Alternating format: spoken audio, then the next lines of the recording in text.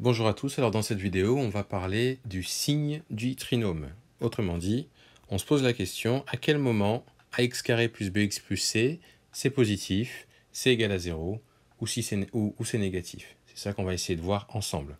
Alors il faut évidemment que vous ayez déjà vu toutes les vidéos en rapport avec la résolution d'une équation du second degré avec le discriminant et compagnie.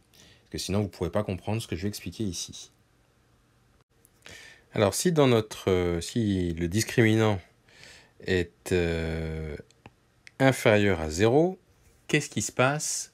Quel est le signe du coup de ax carré plus bx plus c?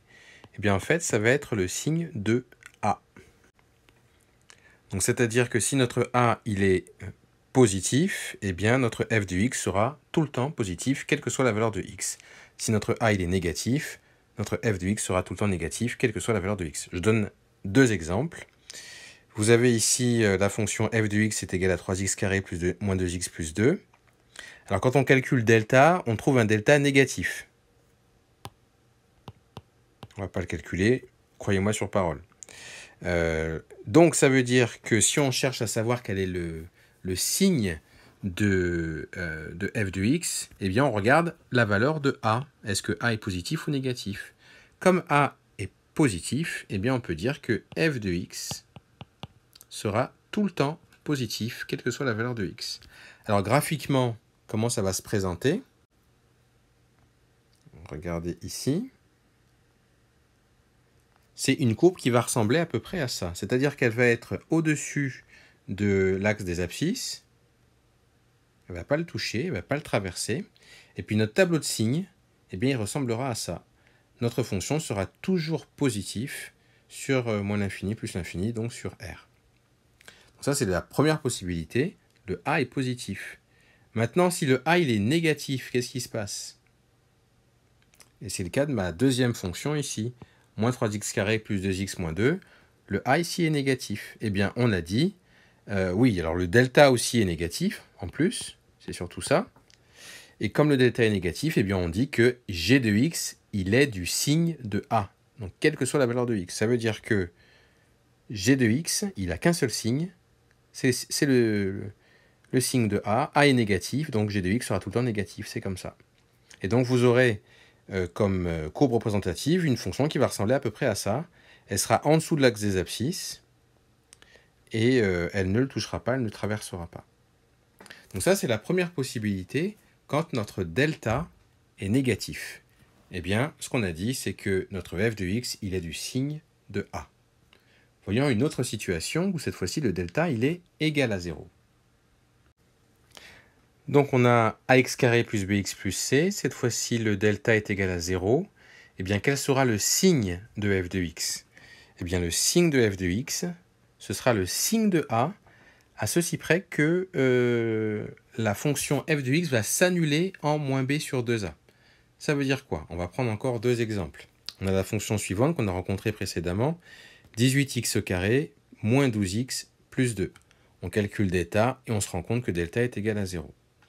Alors, ça veut dire quoi? Que notre fonction, enfin f de x du moins, sera du signe de A.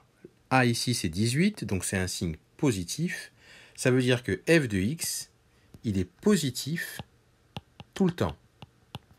Mais il sera égal à 0 quand x il sera égal à moins b sur 2a. Et là dans notre exemple, moins b sur 2a, c'est 12 sur 36, c'est-à-dire un tiers.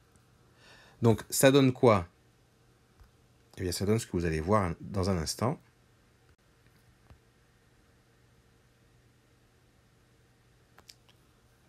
Voilà donc à quoi va ressembler notre courbe.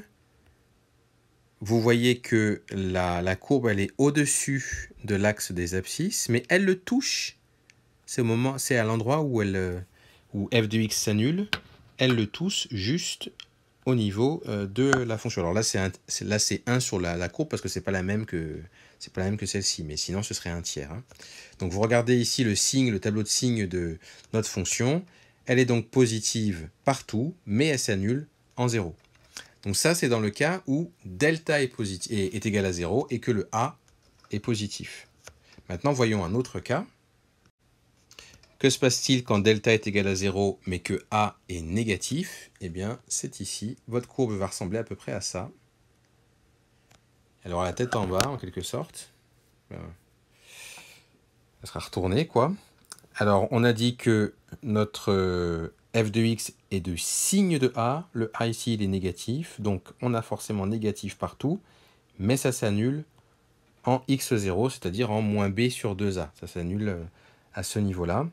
Et donc, notre courbe ressemble à ça. Et elle ne touche qu'une fois l'axe des abscisses. C'est en moins b sur 2a ou x0. C'est à cet endroit-là qu'elle va toucher l'axe des abscisses. Et donc, on a vu deux cas pour l'instant. Le cas où delta était inférieur à 0, le cas où delta est égal à 0. Bien, parlons maintenant du cas où delta est supérieur à 0. Donc voilà ce qu'on obtient.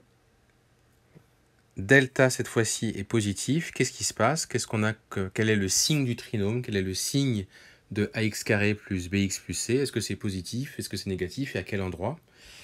Eh bien, ce qu'il faut retenir, c'est que on aura f de x qui sera de signe de a à l'extérieur des racines et du signe de moins a à l'intérieur des racines. Alors, on va expliquer sur un exemple ce que ça signifie exactement. Donc, vous avez la fonction 2x carré plus 5x plus 3. Alors, je ne sais pas pourquoi j'ai marqué égal 0, mais bon, vous l'avez. Alors, j'ai calculé delta avant vous. Delta, c'est égal à 1, donc c'est positif. Qu'est-ce qui se passe? Ma courbe, elle va ressembler à quoi?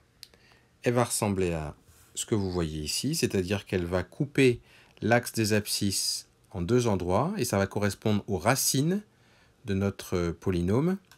Et quand vous regardez le tableau de signes, eh bien, c'est ce que j'avais dit tout à l'heure, c'est-à-dire que c'est du signe de A à l'extérieur des racines. Les racines sont là et là. Eh bien, à l'extérieur, ici et là, c'est du signe de A. Et A, c'est 2, un nombre positif, signe de A à l'extérieur. Et c'est du signe de moins A, donc le contraire, à l'intérieur des racines. Ça, c'est le cas où delta est supérieur à 0 et qu'en plus A est positif. Voyons maintenant le cas où delta est toujours positif, mais où A est négatif cette fois-ci. Ma courbe elle a la tête à l'envers, en quelque sorte. Et vous voyez qu'on est bien du signe de A à l'extérieur des racines. Là, notre A, il est négatif, donc à l'extérieur des racines, c'est ici et là. Les racines, c'est ça, hein, x1 et x2. Donc à l'extérieur des racines, on est du signe de A, c'est-à-dire négatif. Et à l'intérieur, c'est le signe contraire, plus. Et au niveau des racines, on a la f de x qui s'annule. Et comme je vous le disais, ici et là, eh bien on obtient, là on a x1 et puis là on a x2, justement. Donc voilà, c'est un petit peu large et long, tout ça. On n'a pas fait du tout de démonstration, on n'a pas expliqué pourquoi c'était comme ça. Dans une autre vidéo, on fera la démonstration de toutes ces choses.